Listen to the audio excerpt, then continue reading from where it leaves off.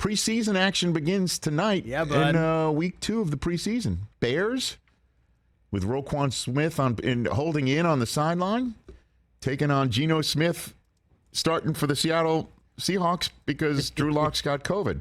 Oh, man. On ESPN, we had Louis Riddick on the program yesterday. He's calling the game with Orlovsky, Big Bag of Leaves, Laura Rutledge tonight. Lumen Field. Lumen Field is the name of that. Is that right? Yeah, it's Lumen Field. Lumen Field. Isn't that the name of the company in Severance? Lumen Technologies. Oh, my God. Severance. Yeah. Yes. So maybe Seahawk fans will just... Spelled the same way. I do a lot. Seahawk fans will go to work there. and not remember what they see tonight. Well, they might not want to not remember this whole season. Ooh. Ladies and gentlemen, Chris Brockman has chimed in. Chris Brockman has entered the chat. Ladies and I'm gentlemen. betting the under on both of these teams. Okay. For the record. All righty then. So Rich has no idea. So much was bandied about a lot of these guys, some not. I've got 5 rookies who did well in week 1. I need to see more of that.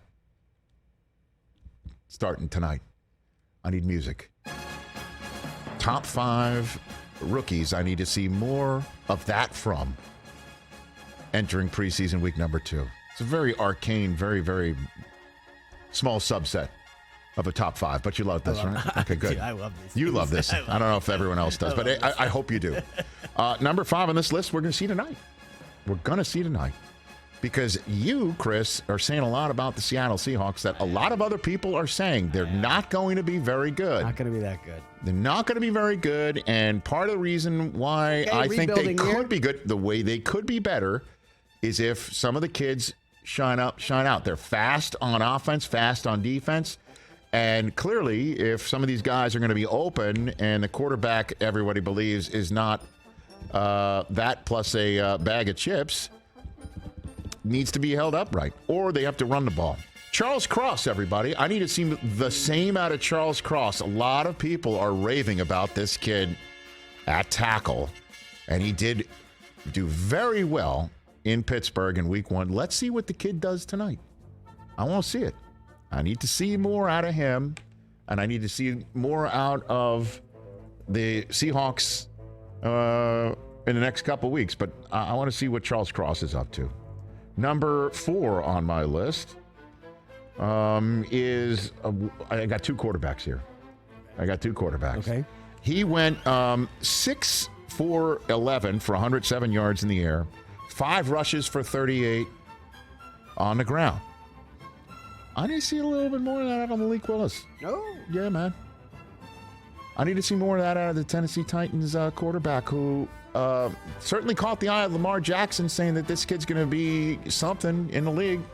Now, as coach, Vrabel was impressed because Vrabel said, I need to see him throw to guys who are actually open when they're open, which means, okay, he's not seeing the field all that well. It's understandable.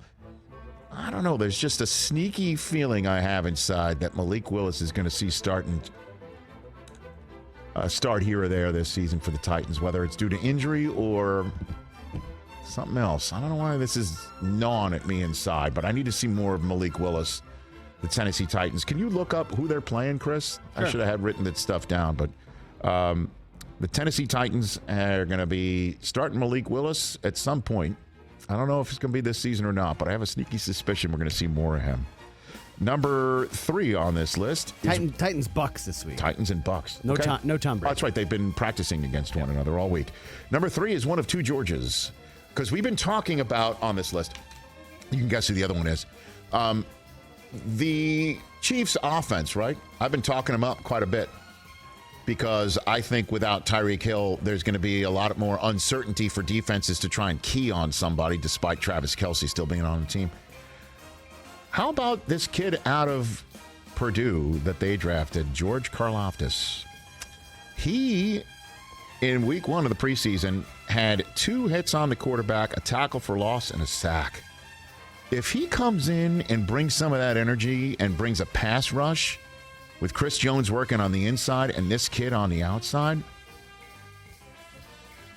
I'm still just talking myself into the Chiefs are going to be better than a lot of people think, and this kid is the reason why. That's number 1. Chiefs are playing the Commanders on Saturday. Number 2 on the list, speaking of the Commanders, this kid is coming on the outside, trying to win the race. And I'm just saying he might wind up being the rookie quarterback to start a game first this year. Certainly if you don't believe in Carson Wentz, I need to see what Sam Howell's up to. Now, George Karloftus may wind up in his lap. But I need to see what Sam Howell's going to do because he looked really sharp against Carolina in preseason week number 1. And he's got a nice little it factor to him. And you know what his coach, Mac Brown, told us about him, that when he got drafted, or prior to the draft, we didn't really do him any favors. A lot of kids left. We didn't have a really good team around him. Sam Howell, just keep an eye on him. I want to see what he's going to do against the Chiefs. I want to see if Ron Rivera twitches in his direction or begins to think that. I doubt it, but that's in his back pocket if Carson Wentz looks like the Eagles' Carson Wentz of Jalen Hurts' first year getting some run. I don't know.